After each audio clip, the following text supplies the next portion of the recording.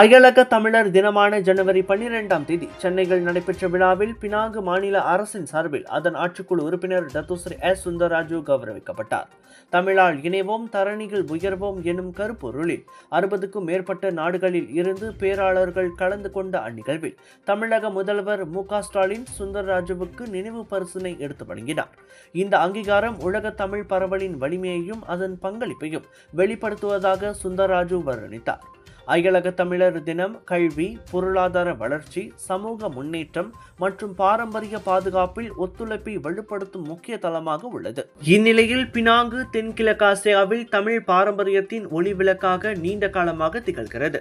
இது பினாங்கு மாநில அரசு மற்றும் தமிழக அரசுக்கு இடையிலான உறவை மேலும் வலுப்படுத்துகிறது என்றார் அவர். சென்னை வர்த்தக மையத்தில் நடைபெற்ற இந்த அயலக தமிழர் தின நிகழ்வில் பினாங்கு சட்டமன்ற உறுப்பினர்களான குமரேசன் அறுமுகம், குமரன் கிருஷ்ணன் உள்ளிட்டோரும் பங்கேற்றனர். தமிழ்நாடு அரசின் அன்பான வரவேற்புக்கும் அங்கீகாரத்திற்கும் மனமார்ந்த நன்றி தெரிவித்துக் கொண்ட சுந்தரராஜு, இப்பெருமை தமிழ் பாரம்பரியத்தை பாதுகாக்கும் மற்றும் உலக தமிழ் சமூகத்தை ஒன்றிணைக்கவும் முயற்சிகளை மேலும் ஊக்குவிப்பதாக கூறினார்.